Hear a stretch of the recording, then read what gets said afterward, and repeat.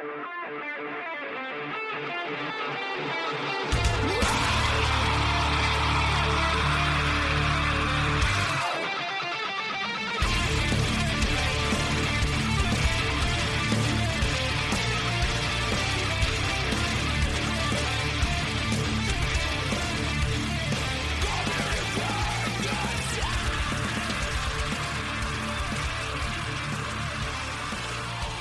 is Sunday, July 20th, 2025, and this is episode 315 of the Defensive Security Podcast. And my name is Jerry Bell, and joining me tonight, as always, is Mr. Andrew Callett. Good evening, Jerry, sir. How are you? I'm awesome. How are you doing? Sunday yet again, though. I don't know how the weekend goes by so fast. Yep. I understand. Well, I mean, every day is Saturday for you, though, isn't it? Every day, although it's getting a little monotonous, I suppose. Have you thought about Walmart? I mean, they can use greeters. I don't know that they do anymore. It's probably true. Well, maybe somebody will take pity on you and hear our pleas and offer you a job. That's right. And speaking of which, the thoughts and opinions that we express are ours, not those of our employers. And also a reminder to our Patreon donors that we love you, we appreciate you, you are awesome. And by the way, if you would like to become one, you can go to our Patreon site. It's patreon.com/defensivesec. And when Jerry says he loves you, that comes with a court-ordered 500-foot distance. Don't worry. It's fair enough. Fair enough. And just also as a reminder, we will be effective with this episode, releasing about a week behind. So our Patreon listeners will have access to this a week before everybody else. And we will also maintain 2 stories at the end that are exclusive to our Patreon sponsors. So really, really trying to incentivize people to support the show. So thank you to those who do. And, certainly we want to continue providing value, whether or not you're able to donate. But, we want to do something extra special for those of you who do donate. And also we have heard you that, there are some people asking for live streams. And so we're talking about, that might be something coming up in the future.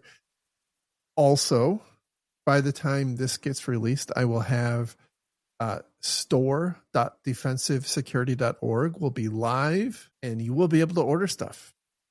Nice. With actual an actual range of sizes and whatnot. So I'm guessing there will be some hiccups. So pack your patience, as they say. But that's the plan. And there should be some more stuff than we had on the old store, and some nicer options as well. True. And I just want to echo thanks as well to all of our Patreon donors. You guys are awesome. It really does help. This is a labor of love for Jerry and I for 15 years now. And it's been a long time. Yeah. So it costs some money and some time, and we're certainly not making Rogan bucks, but we appreciate that any donation to help offset the costs for hosting and bandwidth and all that jazz. So it's also good. And I will also say, we have, if you're in the Atlanta area, we're going to have a live appearance coming up at a security show in August. So that's right. So August 20th. It's Mission Security? Is that right? Mm-hmm. Mission Critical Systems is a local security VAR in Atlanta, and they've asked Jerry and I, God knows why, to keynote the lunch talk, and we're going to do kind of a live show with some guests. So if you're interested, check it out. We'll throw the URL in the show notes, and I'm sure we'll be talking more about it. But coming up August 20th, which is at least 1 month from today, as of the day we're recording. Yeah, it'll probably be the first and last time we get to do that. So come witness the train wreck in person. That's right. That's right. All right. So let us jump into our stories for today. And the first one comes from Bleeping Computer, and the title here is Lame Hug Malware Uses AI LLM to Craft Windows Data Theft Commands in Real Time. Dun, dun, dun.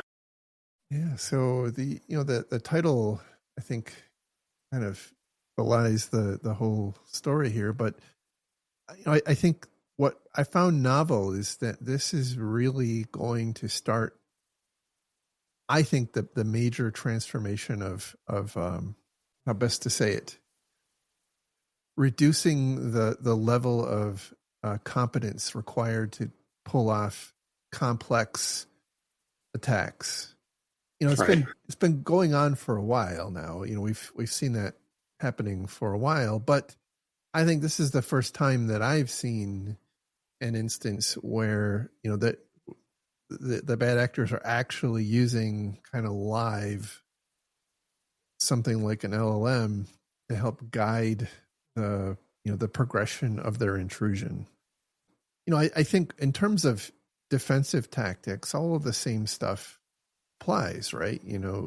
They have to get in somehow. This is really, I think, an expediency benefit for the threat actors. They're able to operate more quickly, and so I would expect that we will see, assuming that this tactic becomes widespread, I would expect that we would see a reduction in dwell time before from initial intrusion until mission attainment, which I think in this instance, allegedly, it was data theft. So Yeah, what I found interesting and just to it may not be super clear in the title, but what's different about this is it's not just that you're using an LLM to craft the attack. They're dropping the malware, which is calling the LLM on the machine they've infected to craft the commands for the next step. So it's actually, if you go look at it, like it's saying, hey, the malware drops on the machine is then reaching out to the LLM to get live commands to run for the next step. So it could be custom for every single attack, or as that LLM progresses. It's not like it was asked the LLM once to come up with a playbook. It's doing a live interaction with the LLM on the compromised host, asking for commands to run for that particular system and how to exploit that system. That's what I think is so interesting and different about this. And that's good point. It's a great point. So yeah, this is the first that I know of, and in fact, they even say it in the article that it's the first publicly documented to include live interactive LLM support to carry out the attacker's tasks. So, to your point, yeah, they don't need to necessarily know how to hack anymore. They still need a dropper. They still need that initial exploitation methodology. But here it looks like they're gathering information, trying to find interesting documents and information on the endpoint, and then exfiltrating it without actually knowing the commands they need to run. They're just asking the LLM, what commands do I need to run on a Windows system to do XYZ? And then taking that output and then executing those commands live on the compromised host, which I find pretty interesting. And I think we're going to see more of it. Yeah, so I would expect as we're entering the phase of AI where we're transitioning away from it just being a chatbot to being more agentic, where it's actually able to do stuff for us. My expectation is that we're going to see an increase in I guess I'll just coin the stupid term vibe hacking, right? where the bad actors are effectively saying, look, I want a copy of all the Word docs, PowerPoints, Excel files, and whatnot from as many computers in this organization as possible, or I want you to elevate your privileges to system and create a new user ID that has domain administrator privileges, and then I want you to push out this ransomware package to all system. I think kind of the sky's the limit on what could be done, and then from a defensive side, it really comes down to, what guardrails do we have in place to prevent that and detect that it might actually be in the process of happening. Where I think this kind of creates a challenge is that in the past, unless you were, a really, really important target, that this was probably a process that could happen over days, weeks, months. Now with this, it's, I think we're going to perhaps see time, a much more compressed timeline of how these attacks progress. And then the other is that they're not limited by, hands on keyboards necessarily, right? So if you are a threat actor, you were previously, interactively working with with the victim systems, you were constrained just by how many hands and eyeballs you could commit to that. Now with this, if you are an astute, if you're astute at leveraging these AI or these LLM and agent based technologies, like you could really scale that out pretty well. I don't know where this is going to land, but I think it's going to put even more focus on the basics, Yeah. strong authentication, detecting inappropriate outbound communication. I don't know that there's anything novel from that perspective. Like if the dropper can't connect to the LLM to get its instructions, then nothing is going to happen. If your EDR or XDR, MDR, whatever agent is detecting and blocking it, then nothing's going to happen. But if you don't have that, block and track outbound comms. Come on, man. Nobody's got time for that. What are you talking about? Well, I don't know what I don't know what I was thinking. Yeah, I mean, like I could foresee a circumstance where they get some sort of dropper on the host, and then SELM, okay, scan this host for all installed applications and versions, cross-reference that against known exploits for privilege escalation, and then craft that exploit and execute that exploit. I mean, that is kind of becoming very real and within the realm of possible at this point. And they don't have to care anymore. They don't have to like worry too much about how to do it as much as what they want to do. And it's almost getting to a point, if you can describe it to the LLM accurately enough, it has a good chance of figuring out how to do it and executing on that. And that's a whole different world, man. The barrier to entry has got a lot lower. I don't want to, I don't want to overstate it, but I'm going to overstate it.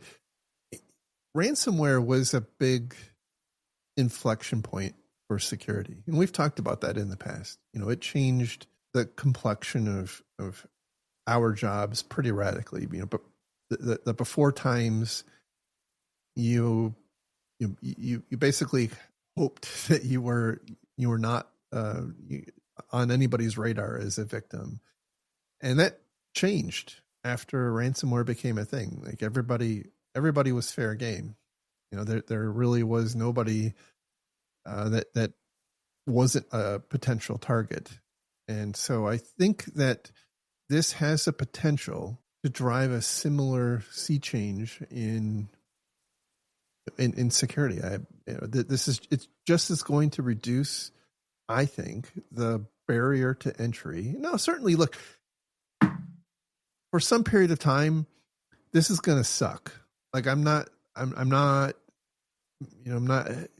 have any missed expectations here. Like it's going to suck, but like all things, the bad actors are going to refine this. They're going to hone their craft. They're going to share best practices. The models that they're using are going to get better.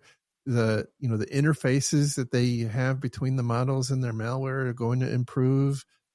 All this stuff is going to get refined over time. And so, yeah, it might suck today.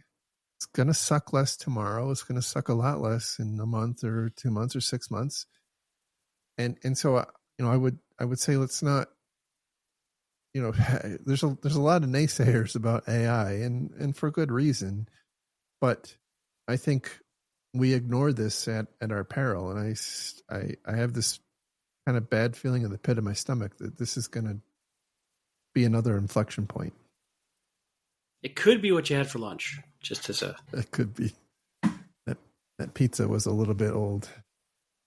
But no, I'm also not an ace here. I said this on multiple shows recently. I think the bad guys are going to be a little ahead of us in finding creative ways to use AI to further their attacks. And as always, it just means that we have to level up in the defensive side. And the only easy day was yesterday, to steal a phrase from the military.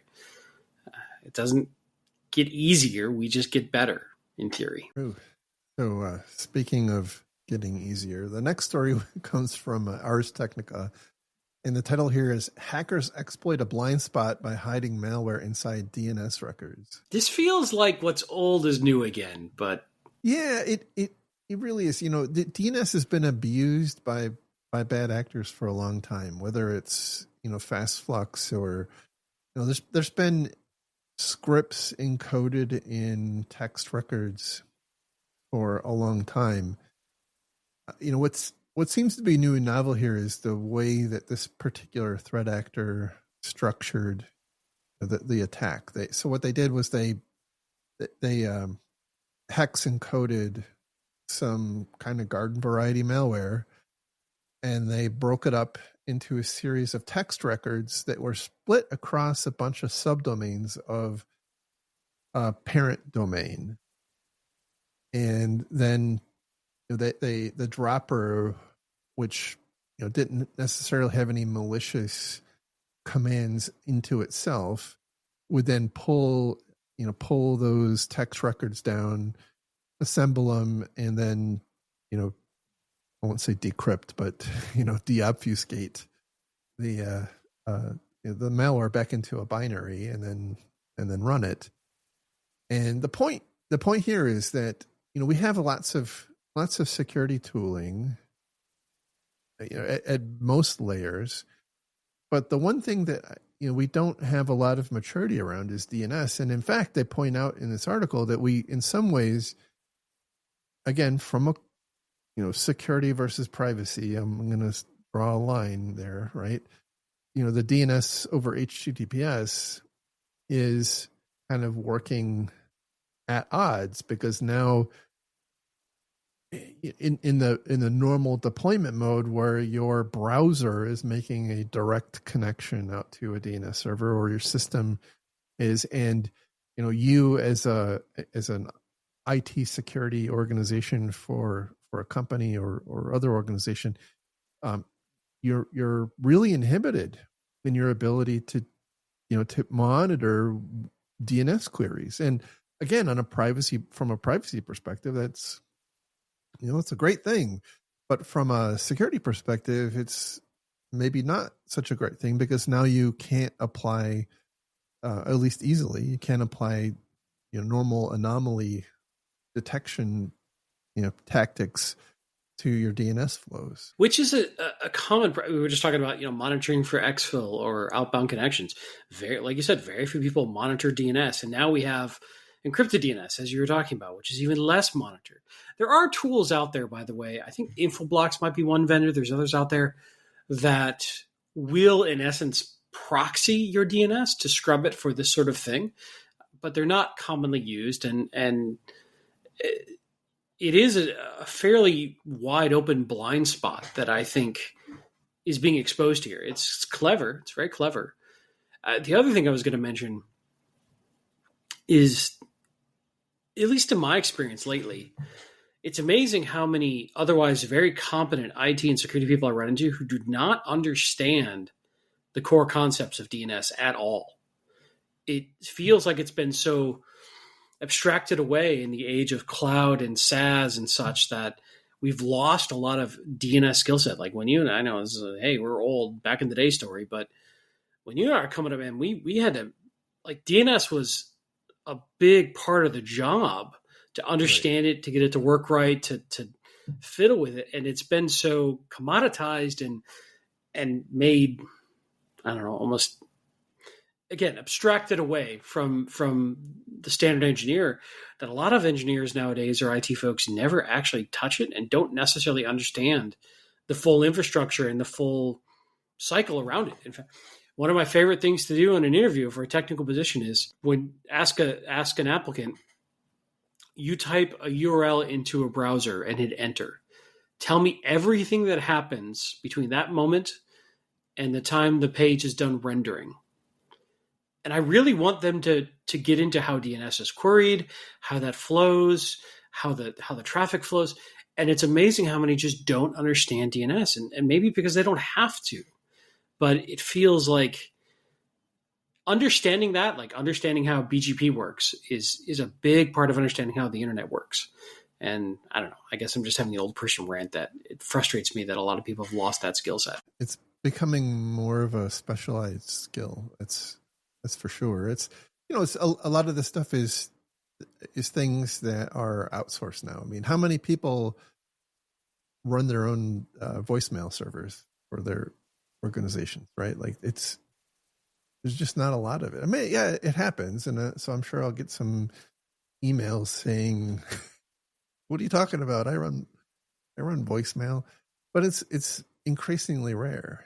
And I think it's also increasingly rare that, DNS, at least on the infrastructure side, is something that you run in-house. And so I think it's just become kind of out of sight, out of mind. And where I think this article is really trying to drive us to is that if you can have really sophisticated protections around ensuring that you don't have malware entering your organization. You can have sandboxes for things coming in via email. You can be scanning attachments that come in through proxies over web, and all these things. But this is an avenue where files could be reassembled inside your organization, having evaded all of the normal scanning techniques, and then you're left relying on whatever client side security software that you have on your device, whether that's EDR or antivirus, whatever, and you hope that it gets detected. That's why we just need to ban all executables. True. Good point. I mean, think about how much easier our jobs would be if nothing ran. Everything's just a dumb terminal connected back to a mainframe. That's all you get. Sorry. Save a lot of bandwidth too. Back just to a CRC. That's right. Just a text front end. That's all you get.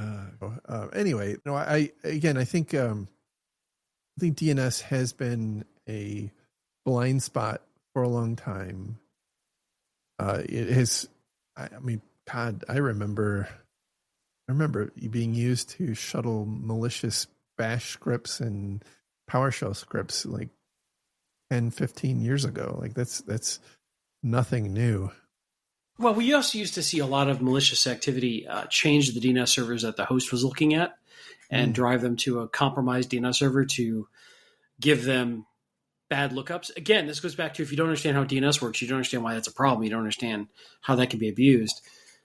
But if I hijack what resolves, whitehouse.gov to what I want it to be, I now send your host wherever I want you to go.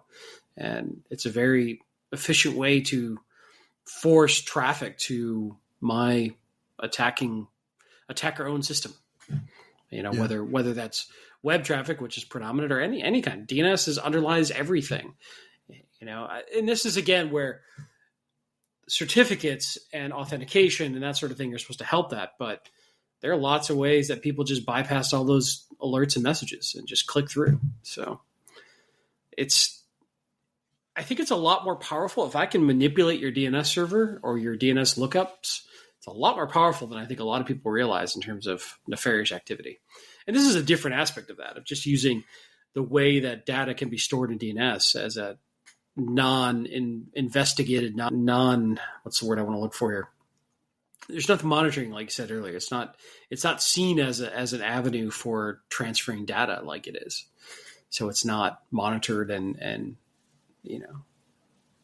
watched for malicious activity, but another way that it can be abused. Yeah. And, as you are wont to say, this isn't necessarily the world's most common attack tactic, right? So the fact that this appears as an article doesn't necessarily mean like that this is widespread. However, I think we have to be cognizant of where our blind spots are. And I think there are some organizations, and I used to work for one, that do a good job of monitoring DNS but I don't know that is a common, it's expensive, and I don't know that a lot of, when you have a fixed amount of money to spend on things, I'm not sure that often rises to the top. But at the same time, it's important for people to understand where their blind spots are. Yeah. Yeah. But if you don't have the basics right, this is deeper down the maturity path, I would say, to worry about. But if you're investigating or an incident responder, it's good to know that this sort of technique does exist. You may not encounter it much, but it's out there. Yeah. And speaking of basics, our next story. That is not where I thought you were going. Reading. That's not where I thought you were going with that, but carry on. Your mom. There you go. Thanks. The title here is fully patched Sonic Wall gear under likely 0-day attack. So, fully patched end of life Sonic Wall gear. Sorry to interrupt. Yeah, I made a funny video about this because I have a hard time with the 0-day moniker being applied to this. Why is that? I mean, technically, there apparently is an exploit that isn't patched, and so I guess it meets the criteria of a 0-day. But let's not lose sight of the fact that this is a appliance that went end of life almost 8 years ago. Like end of life, not like was sold, and like I think it came out in 2011. And it went end of life in 2017.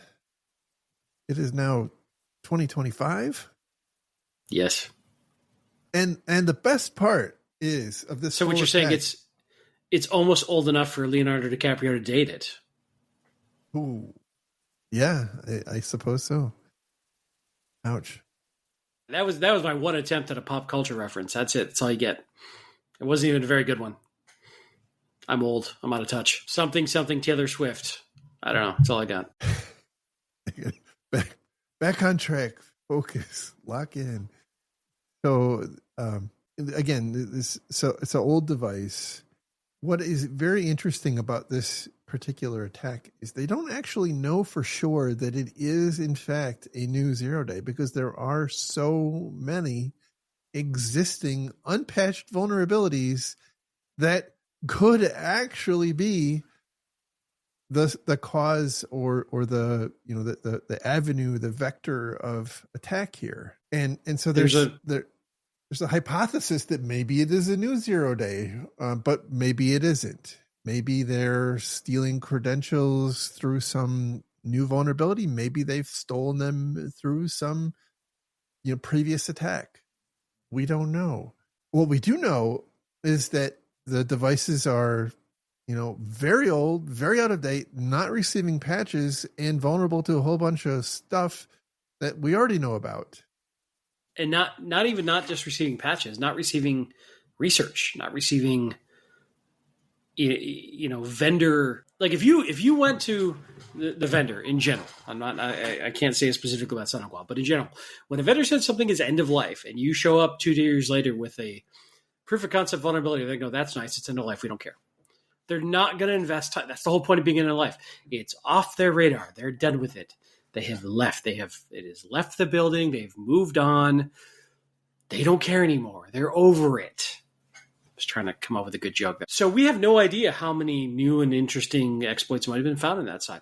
This is why we tell people not to run end of life stuff, because we have no ability as security folks to do our normal job of keeping an eye out for patches and patching, because it's not in the ecosystem any longer. Mm-hmm. Yeah, and by the way, this is not necessarily a smack on SonicWall. Like that, No.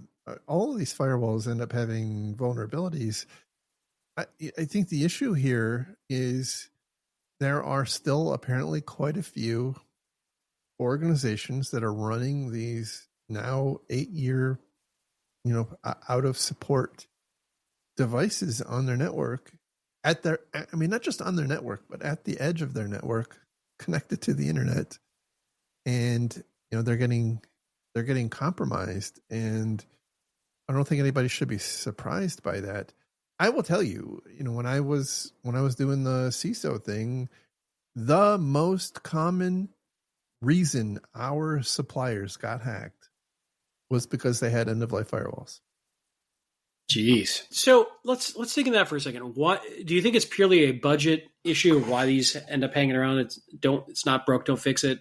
Do you think most of these folks know they have end of life? They don't care. They don't have the budget. They're not aware.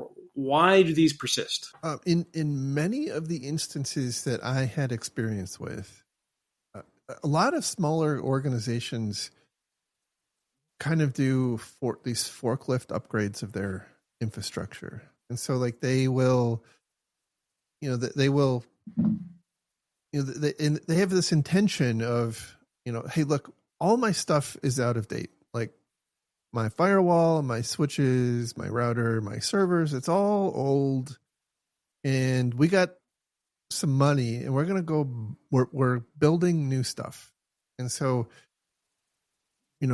but until that new stuff is up and running, that old stuff has to stay there. And what I observed was it kind of like remodeling your kitchen. It always takes a lot longer than you're expecting to set up some new, your new IT environment, and therefore, your old IT environment is left running for a lot longer, and there's almost no appetite to spend any money on it because you're spending all of your money on this new environment. And so that was a very common problem that I saw. I think there's also, some of the others where, look, I viewed it as, one of them, like I thought the thought that came to my mind was like, they're treating it like a washing machine. Like they, it's something they expected to just run. Like it doesn't need, it doesn't need to be replaced. It can go end of life. The vendor can stop supporting it, but as long as it continues to wash the clothes, just let it do its thing. And I think that happens, quite often. I know that we've seen that a lot with like, Cisco and other network devices where, you keep sending me the meme about the 6509 chassis. Like, it's not just a, it's a 40-year commitment. And I think that is real. Like, I think a lot of organizations that, they'll spend a lot of money on certain components of their infrastructure and are very hesitant because, for every dollar you spend on your firewall, like that's another dollar you can't spend on another salesperson or like whatever. And so, I don't know if firewalls themselves, because it's viewed as like a security appliance and therefore like, well, why would I need, like, it's a firewall. It shouldn't allow any traffic to come into it. So I think there could be a kind of a layman's view of firewalls not being as susceptible to security issues as other things.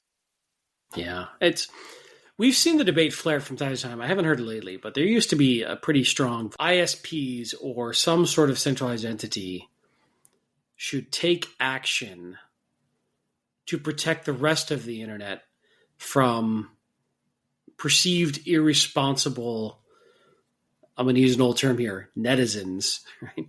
People connected to the internet. The idea was, in this case, for instance, that the ISPs or some central authority would be empowered to turn off the network connection of those who are using compromised, old, out of date, insecure technology to protect the rest of the network.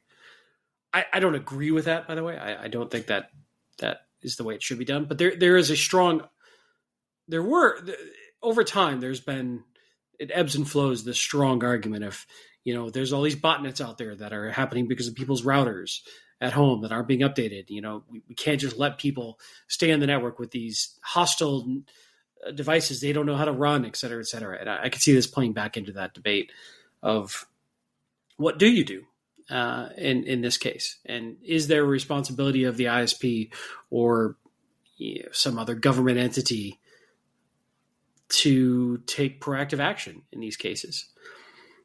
I see compelling arguments on both sides. My viewpoint typically will fall on no. I don't want to force anyone to do anything, but I can see people arguing very strongly that there's a responsibility if you're going to connect to the network, which affects everybody else, that you need to have to do the basics properly, which at the very least is run patched perimeter devices. I don't know. What do you think? It's like so many things in life. You're not just hurting yourself.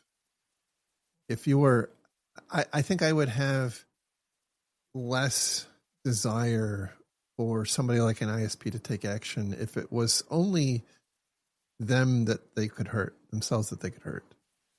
But the reality is that, like, the person that, or the entity that gets hurt the least seems like it's always the one that was hacked and saved money by not upgrading their firewalls. It's the people whose data got stolen. It's the other organizations who are attacked as a result of that, that entity being hacked and so on. So, I just don't know that we have incentives. I don't think the incentive structure is right. Like if you operate one of these things insecurely, what's the downside? Well, you have to pay a fine. Maybe you get sued. Maybe. So maybe what we need to do is publicly shame and raise awareness. Like, we could do something like Mothers Against Drunk Driving, but like Mothers Against Insecure Perimeter Devices, which just rolls off the tongue. But then so here's the. Well, go ahead, finish your thought, and then I'll unpatched browsing is drunk browsing. I don't know. I'll work on it. I'll work on the slogan. Okay, I'll work on it. But then, so all that makes sense. But then you get to the point where you realize, like, BitSite and Security Scorecard and whatnot are already things, and we already shake our fists at. But do they have very special after-school specials about the danger of browsing unprotected? No, they don't. Not that I know of. Do they have the boy in the plastic patching? I'll work on this. I think there's something here. I think we could reach back here to the 80s and learn how to inform people properly. We could have singing animations about I'm just a patch, and how patches get made and applied, kind of akin to I'm just a bill. That taught us everything we need to know about legislation. Schoolhouse. I'm explaining for the Schoolhouse Rock version of patching, right? I think so. I'm explaining for the youngins. But have you been injured by an insecure router? Call me, Bob, router lawyer. I don't know. I don't know what the answer is, but it feels like it'd be interesting to see, like, what percentage of organizations don't upgrade their firewalls on time. Have you thought about maybe becoming an internet vigilante? Yes. You could you could be the Batman of out of end of life routers and firewalls. Who are you? I'm Patchman. He runs around with scissors breaking into data centers. I think so. I think we could develop. I think there's a TV show here. Maybe a series of movies. And apparently animated after school specials. Yes. I'm gonna just like move Daredevil. on now, I mean, it would be like Daredevil, but but like Patchman, Dare. right? Instead of say no to drugs, it's say no to end of life. Nancy Reagan says say no to end of life. I don't even know where to go from here. Which it's actually good timing because Dr. Kevorkian says say no to end of life. There is a blast from the past. Holy crap. Go Google that, youngins. You're trying to move on, and I'm just digging this hole deeper. I'm sorry. This may be my last show, everybody. It's been fun. You've hit bedrock and are continuing to dig. So anyway, that's the last story for our free listeners. So we're going to move on to the Patreon portion of our show now. So if this is the quality you're getting in the free section, just think about what's coming up in the Patreon section. It's way better, I guarantee. Like, it's super, super good. We changed just the suits.